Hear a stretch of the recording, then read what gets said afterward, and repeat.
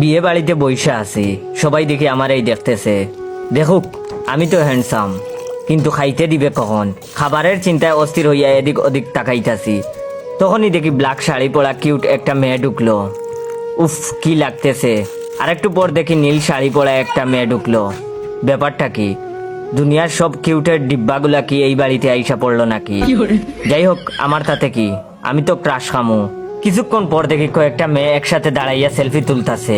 বাবারে বাবা, একটার চেয়ে একটা চুম্মা লেভেলের কিউটের ডিব্বা। তারপর দেখি ওরা আর ওই ব্ল্যাক শাড়ি পরা মাইয়াটা আইসা আমার সাথে ছবি তোলা শুরু করলো।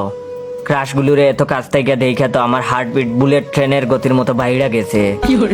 উত্তেজনার ঠেলায় পাশে থাকা বন্ধুরে বলেই ফেললাম, দোস্ত, মেয়েগুলো কি সুন্দর দেখছস, যে কোনো একটার লগে লাইন করাইয়া দে। তখন আমার বন্ধু বলল, কি? বন্ধু দেখি আমার কথা শুনে ঠাসকে খাইয়া গেছে। আমি তখন বললাম, এত অবাক হইতাছস কেন? ক্রাশ খাইছি, পারলে সেটিং করাইয়া দিবি, না পারলে নাই। এমন বেলকার মতো এক্সপ্রেশন দিতেছস কেন?